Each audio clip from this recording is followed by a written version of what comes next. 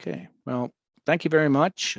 This is a rare and fine opportunity to present at this this event. I thank Tim Alch and the others who reached out to me. So I was asked to, well, first of all, about me. I'm a professor at Colorado School of Mines in the mining engineering department, as well as metallurgical materials engineering department. I got 42 years in the business, 12 as a professor at Colorado School of Mines. So I was asked to speak about the value, importance, and challenging of funding mining education. And so this presentation rolls from something that I and a former PhD student, Phil Keller, who's noted on the presentation, did some time ago, but it's been modified for this, so I give him credit. And so I anonymously call this, AKA Criticality in Intellectual Capital. So I'll give you a little background.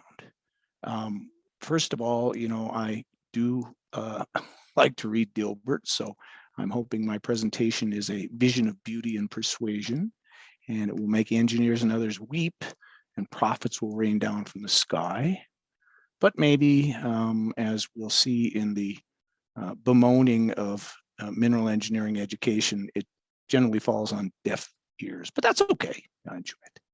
So table of contents, I'm going to talk about strategic and critical definitions, how the US defines criticality, and this rolls into our intellectual capital needs, and then guidelines for these critical materials lists, host elements. I'll talk a little bit about it, and then we'll get into the underlying needs of people to carry these things out and give you some examples on rare earth elements and cobalt. So, you know, we have strategic or critical materials, minerals, metals, and they're slightly different.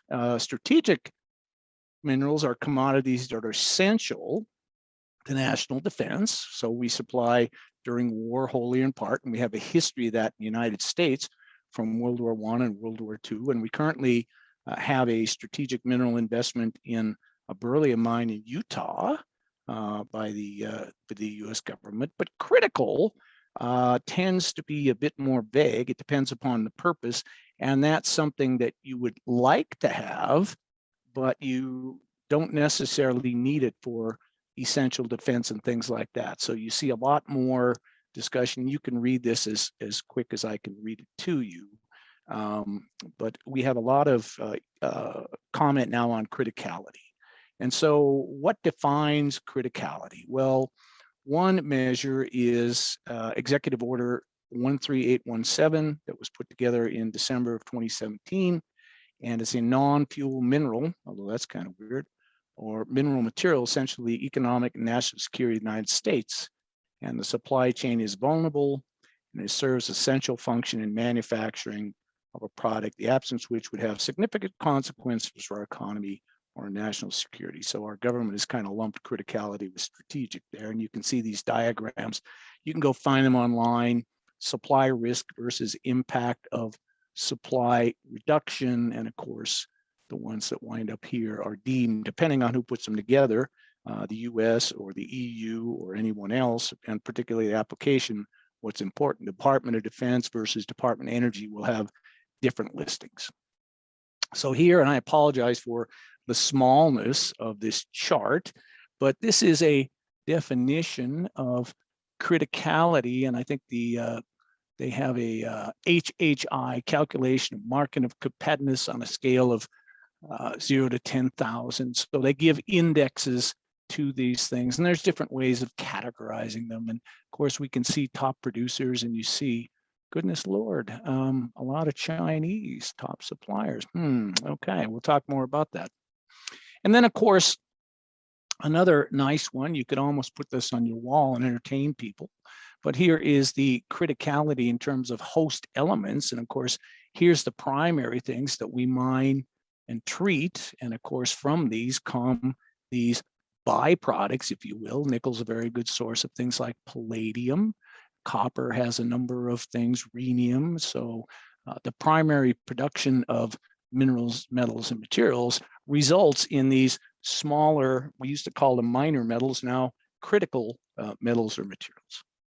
And so again, what's important, byproduct versus co-product versus primary production. You can see the definitions. And a lot of these metals and materials are byproduct by their very nature. Rare earths comes from mostly Bayan-Obo deposit in China, which is a byproduct of iron ore. That changes the economics, which is a little bit beyond the scope here today. And then, of course, primary. If you have something, I deem copper as critical. There's a large amount, or there is a number of developments in copper production as primary. So let's take a look at some of the things you hear and have heard for the last 10 years about rare earth elements, and people have been waving their hands in the air and making investments. And as we sit here today, the US currently has zero refined production of rare earth elements. And you can read the important sources, China. And here's a statistic that's a bit alarming. The US produced 26,000 tons of unrefined bastnäsite, which is a source of rare earths, from the world's best deposit in California, Mountain Pass, and they're all shipped to China. So what's wrong? What's going on? And the same thing comes with cobalt. We've heard a lot about the new energy economy and batteries, and cobalt is a key element that we need in lithium-ion batteries. There is zero refined production in the US, and yet we have some cobalt-bearing deposits, albeit they would have a number of byproducts or be a byproduct. And who controls that? The Chinese. So, and you can hear now in the press, we just had our Department of Energy Critical Materials Institute annual meeting.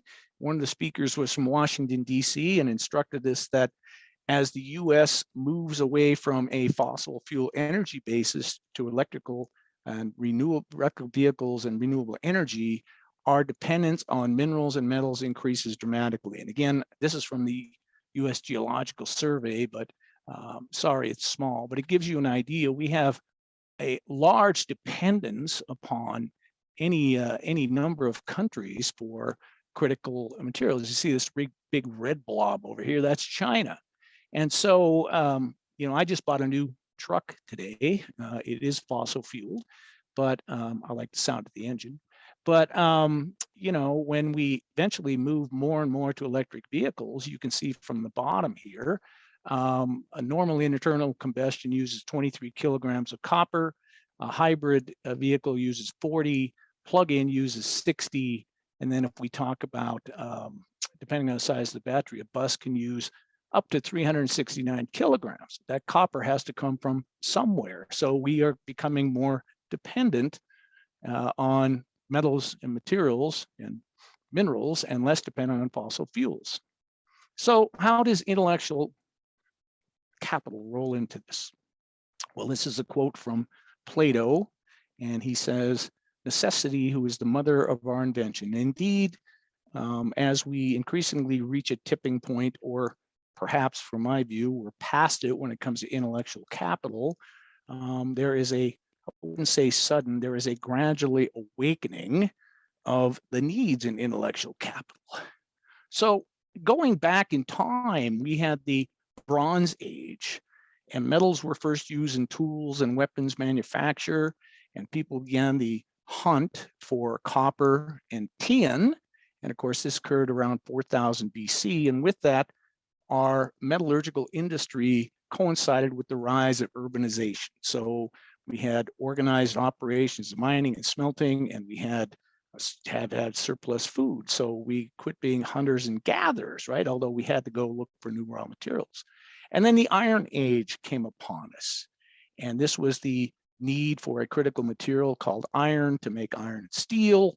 And of course, as this developed, we had first-time humans were to exploit forests, villages were fortified, and we came up with alphabetic writing. So now, and we'll talk about this, we're in perhaps a new copper age, or these critical materials, and somebody has to supply them, or somebody has to create the end product.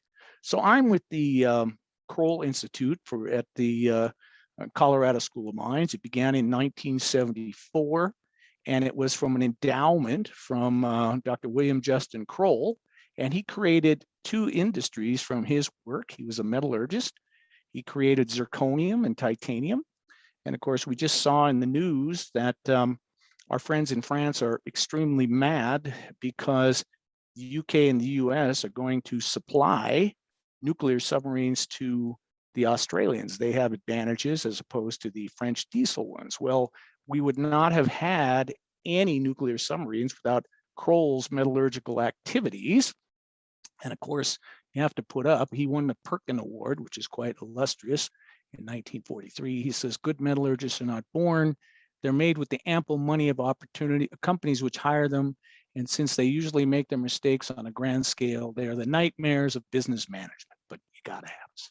But here is an interesting thing. Back in the day, the Kroll Institute used to give a medal for the Kroll medal. And the first recipient is this gentleman. And this is Hyman Rickover. Hyman Rickover was the father of the modern nuclear navy.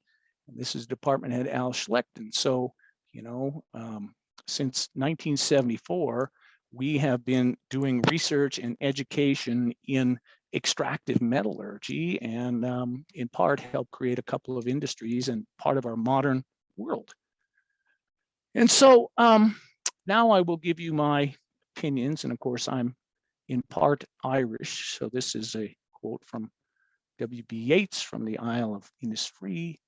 I will rise and go now, for always night and day I hear the lake water lapping with low sounds by the shore. While I stand on the roadway or on the pavement's gray, I hear it in the deep heart's core. So as we've seen, innovation and extractive metallurgy has made significant impacts on humanity. In any number of things, we could go through them. And it created and sustained the Iron and Bronze Age, created new materials like aluminum, titanium, zirconium. It's been used, created for a need other than it actually found in accidentally, you know, there's any number of those. And it was always created by people willing to put perspiration in the effort, overcome failure, accept risky challenge. And of course, not always rewarded by wealth or fame. So with the desire for renewable energy and electric vehicles, I think we're in a new copper age. Yes, there's abundant copper, 21 million tons of copper cathode are created every year. Try permitting a new copper mine in the United States. And if all of a sudden we need globally 4 or 5 million more tons of copper, which can be projected, where's it going to come from? Who is going to extract it, separate it, and refine it? So how do we sustain mineral processing extractive metallurgy?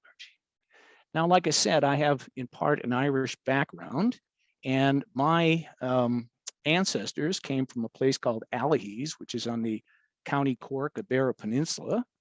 And, you know, people have to give back. In my culture, we give back. So I show this because this is a church that if you saw the size of it, little tiny town, Castleton Bear on the coast of the Beara Peninsula, it's huge. And yet it was built in 1907 after mass immigration occurred. So how did that happen? Well, people gave back. They gave back so that future generations could prosper, right? And of course, here's a nice quote from Pablo Picasso: "The meaning of life is to find your gift, and the purpose is to give it away." So, and of course, little comments. People don't understand what being a professor is, so I get these all the time. Why do you do research? Are you retired? What do you do with your summers off? You know, they don't understand, but that's okay. So here is a picture of William Kroll, and he gave back. He created the Kroll Institute for Extractive Metallurgy through an endowment from his work in zirconium and titanium. And in part, our activities still occur today because of him. And I would just like to give you some thoughts about our society. I'm a member of the Order of the Engineer. You can see my ring. And The Sons of Martha is a poem about that. I used to read it when we had the ceremony at Montana Tech. I'm not about to pontificate religion, but it's a biblical story of Jesus, the home of Martha and Mary. And he was going to the great beyond, so he stopped by to visit. And of course, Mary sat nobly at Jesus' feet while Martha ran around attending to Jesus, and Jesus got mad and said, "Hey, don't worry about the here and now. I'm taking off here." Because of that, Martha and her children were then directed to serve humanity for eternity, and so that was the beginning of engineering. And in our world, particularly in mineral engineering, it's not appreciated. This is a show which I enjoy, The Big Bang Theory, and you can see the difference between the appreciation of scientists and engineers. Engineering is merely the slow younger brother of physics. But I will read you this poem. The sons of Mary smile and are blessed. Know the angels are on their side, and they know in them is the grace confessed. For them are the mercies multiplied. They sit at the feet, they hear the word. They know how truly the promise runs. They have cast their burden upon the Lord, and the Lord, he lays it on Martha's sons. So we need more of Martha's sons, but they're hard to get. So there's about 13 schools left that teach and do research in mining in the US. About 8 of these do something in mineral processing, and about 6 teach and research in extractive metallurgy. When you go looking for a mineral processing engineer or an extractive metallurgical engineer, nobody has a degree in that anymore. Those programs are gone. They've been amalgamated with something else. And we hear about recruiting, but as these programs decline, and they have been declining for the last 40 years, and we could go into the philosophy of that, active recruiting of students into programs that university administrators and industry no longer directly financially support makes no sense. If they're disappearing, you can bring all the students you want. I'm 65. The average age of faculty engaged in activities well over 50 years old. We're scarcer than hen's teeth. And a thing called an H index, which the science field loves, now is more important for hiring, tenure, and promotion of faculty and real-world practical engineering knowledge that can be passed on to students. I'm a rarity. I'm a full tenured professor, and I've actually held a real job. That's what I tell people, kind of a joke. And the Bureau of Mines, we lost them in 1995. So there's no single agency that represents a relatively large GDP sector of the US. Our mining industry in the US, GDP is larger than that of Canada or Australia, and yet it's buried within everything else. The majority of Western world mineral research is done by the metallurgical service sector, right? They want to get a leg up with their clients. Corporate research and development in mineral processing, extractive metallurgy barely exists, if at all. It used to. And over 1/2 or more, probably more, of experienced mineral and metallurgical engineers will retire in less than 10 years. However, the demand for people like me, mineral processing is exponentially growing as we move to a mineral and metals-based energy economy. Talk to any recruiters or any of our students. We have one young lady who's in my classes. She just started fall semester. She has 2 job offers already, and it's growing. Can't find them. So what are we going to do? Well, I hear, well, we'll hire from other disciplines. Great. As an analogy, if you need a plumber right now, would you hire an electrician? Who's going to be around? Who's going to have time available to retrain them on the job when you have minimal personnel and immediate and growing needs? Who's going to do that? And conversely, I am a visiting professor at Central South University in Changsha, China. So what's happening over there? Well, at Central South University, which I was there in 2019 before the pandemic hit, it is the largest of 38 separate mineral processing schools. We have 0 mineral processing schools in North America. It has 1,000 mineral processing undergraduates and 500 graduate students. Extractive metallurgy is separate and housed in 38 other schools around the country. We have 0, okay?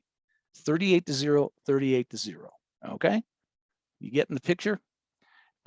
So things like rare earths and cobalt are not rare at all. We have the world's best deposit in the United States. Currently, the concentrates are mined and shipped to China because they have the skills in extractive metallurgy. Cobalt is not rare. We have some deposits in the United States. We produce a little bit of cobalt with some of the concentrates from the Eagle mine. It leaves the country. We have an abundance of minerals and metals. There's no reason to stockpile them. There's even somewhat less reason to explore for them. Getting a permit for a mine is one thing. Finding the experienced people to execute and create a fungible product is the difficulty. So in the United States, mineral processing, extractive metallurgy skills, oops, I'm sorry, I spelled that wrong, are very rare and becoming increasingly rare. Conversely, the Chinese now control what the US had created in rare earths and cobalt and any number of things. We talk about a battery, electric vehicles. We don't make graphite. Right now, we don't make any lithium. We don't make any manganese. We don't make any nickel. We don't make any cobalt in this country. I don't know how that's going to work. It's magic to me. So the world's growing population, as we say over and over, needs a vast amount of future skilled mineral metallurgical engineering professionals. Who's going to be doing innovative research in 20 years? Who's going to fill the gap? Who's going to do the training? And of course, unfortunately for us, the ore bodies that we used to exploit are more complex, they're lower grade, and oftentimes they're in remote or not favorable locations. So who's going to create these new industries like Kroll did? Well, right now, it's happening in China. It's amazing. And who will create an enduring endowed education and research legacy as Kroll did? I don't know. If nobody invests in it, it won't be there. You can recruit all you want. There's no place to go. So here's a picture, and I'll leave you with a comment. These are some of our graduate students and Kroll's thoughts. I'm happy that the gracious fate has allowed me to carry us for a while the flag of rare metals research, around which many young people have now gathered to carry on where I've left off. So he drove a stake in the ground and made a commitment, and it's still going, and we need other people to do that. So I will leave you with thoughts of Winston Churchill. Success is going from failure to failure without a loss of enthusiasm. And I'm enthusiastic about what I do. My family has been in the mining business since 1810, and my son is in it. So we still keep on going despite everything, right? So anyway, I hope the recording turned out good, and I'm glad for your attendance. It's a privilege and a pleasure to present this. Thank you very much.